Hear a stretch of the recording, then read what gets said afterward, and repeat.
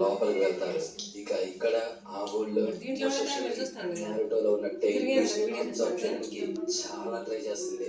But ఆ tile beast అంత ఈజీగా బయటకు రాదు. ఇక ఇలా నారుటో మీద అటాక్ చేసిన ఆ మోషికి పైన ఫైనల్ గా మన వాళ్ళు అటాక్ చేస్తారు. పారిపోవాలని మాత్రం ట్రై చేస్తే నువ్వు అదెందుకు వేసుకున్నావు? కొన్ని థింగ్స్ చేంజ్ అయ్యాయి. ఇంకా తను నింజా కూడా అయ్యాడు. నిన్ను చూస్తుంటే నేను నా షాడోలో చూస్తున్నట్టే ఉంది. నేను ఇప్పుడు బాగున్నానా? ఇంతకు ముందు కంటే చాలా బాగున్నాను. అప్పటికంటేనా? సో నువ్వు నన్ను గమనిస్తూనే ఉన్నావు అనమాట. సారీ, ఇప్పటిదానికి సారీ. అది ఎలాగుందో అలాగుంటేనే బాగుంటుంది. నువ్వు నాతో ఉన్నప్పుడు లెక్చరించే కంటే నీ పాస్ట్ యొక్క స్టోరీస్ చెప్తే నాకు చాలా బాగుంటుంది. ఓకేనా? ఇక ఇక్కడ వాళ్ళు ఫైనల్ గా వాళ్ళ పైన నింజుట్సు ఏది వాడినా వాళ్ళు అబ్జర్వ్ చేస్తారని తెలిసి తాయి చూసుకుని వాళ్ళతో అటాక్ చేస్తూ ఉంటారు.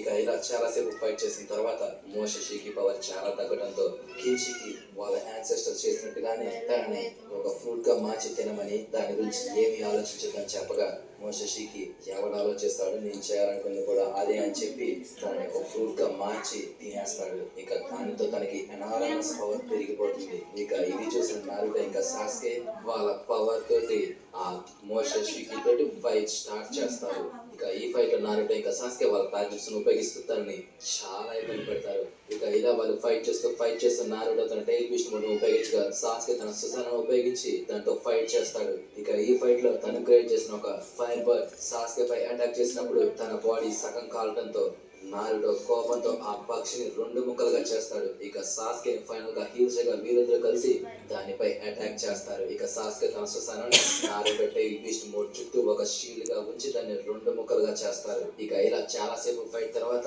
నారుటో ఇంకా సాస్కే వాళ్ళ పవర్ ని డిక్రీజ్ చేసుకుంటారు. ఇక్కడ మోషికి పవర్ కూడా ఎనార్మస్ గా తగ్గిపోతుంది. ఇక